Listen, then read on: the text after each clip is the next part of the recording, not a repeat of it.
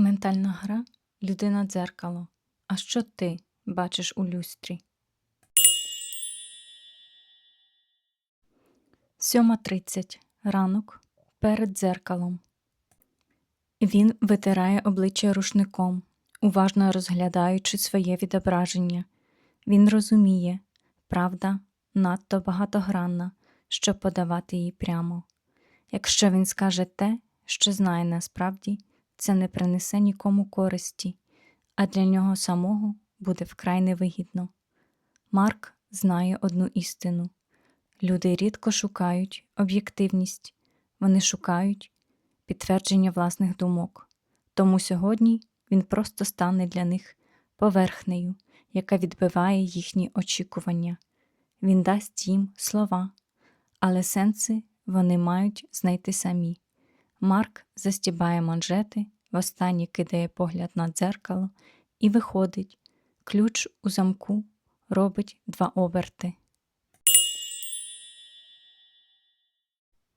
5 граней відображення. 9:15. Кав'ярня. Зустріч з Еммою. Кроки Марка по бруківці стають тихішими, коли він заходить у кав'ярню. Дзвоник над дверима сповіщає про його прихід.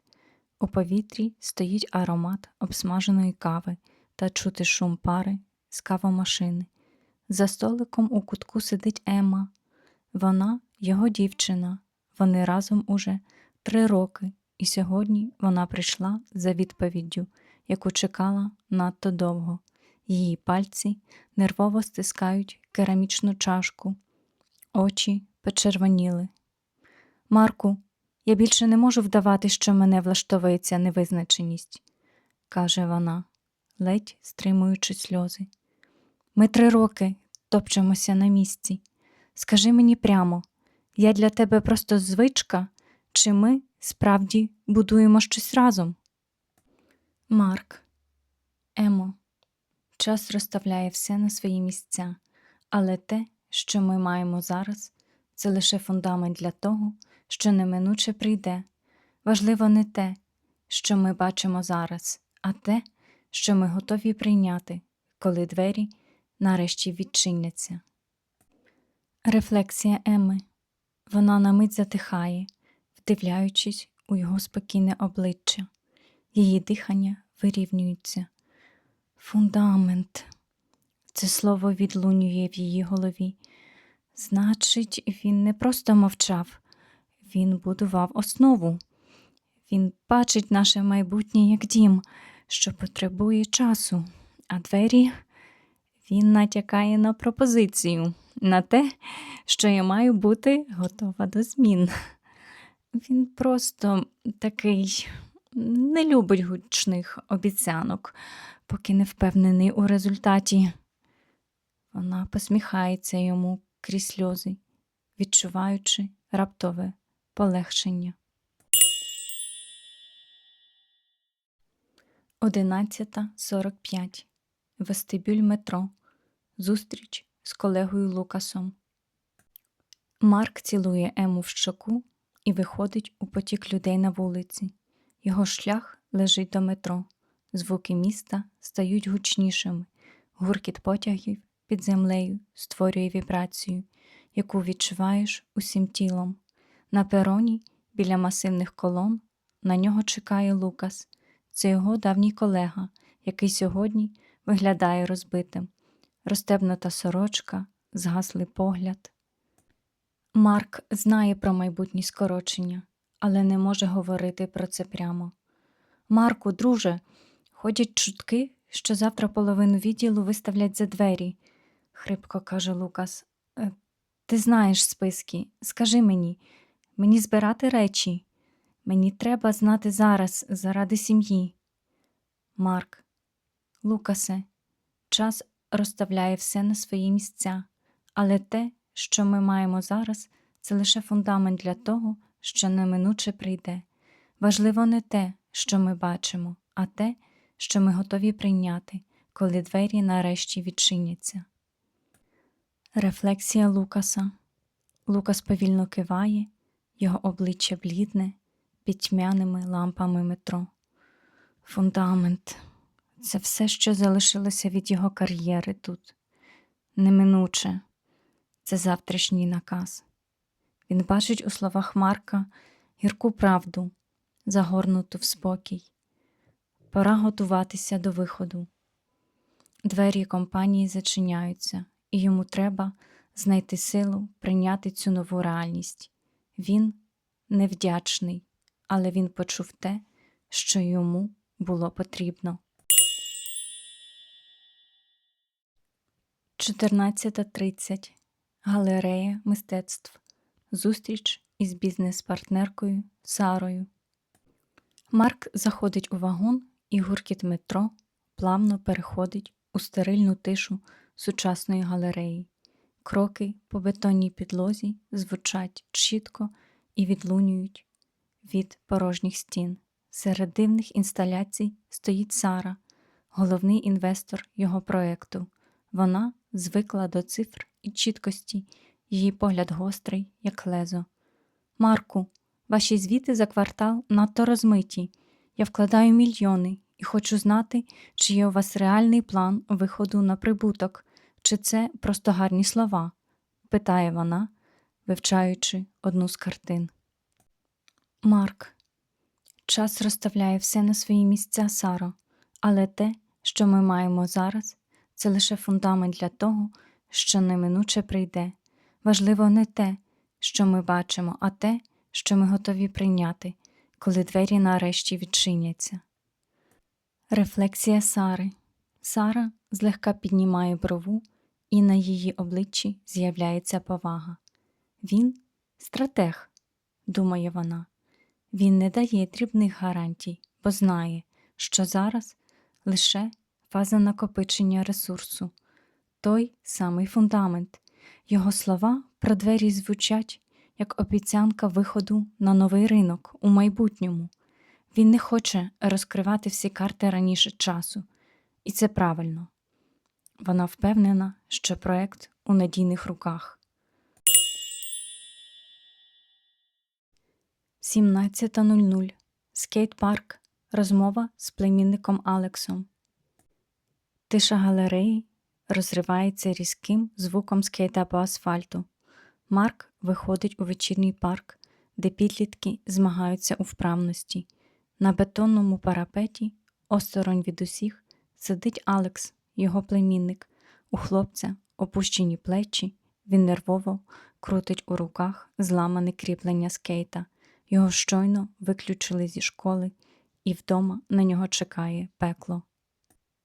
«Дядьку, мама каже, що я нікчема, що моє життя скінчилося, не встигнувши початися.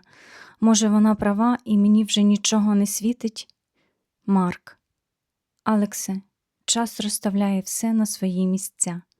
Те, що ти маєш зараз, це лише фундамент для того, що неминуче прийде. Важливо не те, що ми бачимо зараз, а те, що ми готові прийняти, коли двері нарешті відчиняться. Рефлексія Алекса. Алекс піднімає голову, і в його погляді з'являється іскра. Фундамент – це те, що він має зараз, навіть якщо це провал. Значить, це ще не фінал, це просто підготовка. Дядько каже, що треба дивитися не на те, що є зараз, а на те, що прийде. Ці слова дають йому право дихати далі. Він відчуває, що не один, і що двері в майбутнє ще не зачинені. 19:20. Стара квартира. Візит до батька Мартіна. Вечірні тіні довшають, коли Марк заходить у старий під'їзд. У вітальні, освітленій лише однією тьмяною лампою, у кріслі сидить його батько Мартін. Повітря важке від запаху ліків. Мартін дивиться на сина із тією ж суворістю, що й 20 років тому. «Прийшов подивитися, як я згасаю?» – хрипко питає батько. «Скажи хоч щось на прощання. Який твій підсумок мого життя?» Марк. час розставляє все на свої місця, батьку, але те, що ми маємо зараз, це лише фундамент для того, що неминуче прийде. Важливо не те, що ми бачимо, а те, що ми готові прийняти, коли двері нарешті відчиняться. Рефлексія Мартіна. Старий заплющує очі, його дихання стає важчим. Він чує в цих словах своє власне виховання. Фундамент – це те, що він передав сину, його холод і волю. Неминуче – це його відхід. Марк каже, що готовий прийняти фінал, бо він бачить далі за фізичну смерть. Батько впізнає в синові себе, такого ж невблаганного і точного. Він відчуває дивне задоволення від цієї холодної відповіді. 21:45. Вечір. Повернення до себе. На місто опускаються густі сутінки. Марк повертається додому, коли вуличні ліхтарі вже давно малюють довгі тіні на асфальті. У квартирі панує спокій. Він знімає піджак, кидаючи його на крісло, і знову прямує до ванної кімнати. Він вмикає світло, дзеркало знову зустрічає його тим самим непроникним поглядом. Марк бере в руки годинник, розтібає ремінець і кладе його на поличку. Час на сьогодні зупинився. Його день пройшов саме так, як він планував. Він згадує кожне обличчя, надію Еми, страх Лукаса, азарт Сари, полегшення Алекса та гірку покору батька. Кожен із них пішов від нього з тим, за чим прийшов. Кожен побачив у його словах свій власний фундамент і свої власні двері. Він відчуває дивну легкість, але водночас і втому від того, що цілий день був лише відображенням чужих доль. Він дивиться на кришталеву люстру, що відбивається у дзеркалі за його спиною, десятки дрібних граней, які дроблять світло на іскри. Марк нахиляється до самого скла, майже торкаючись його чолом.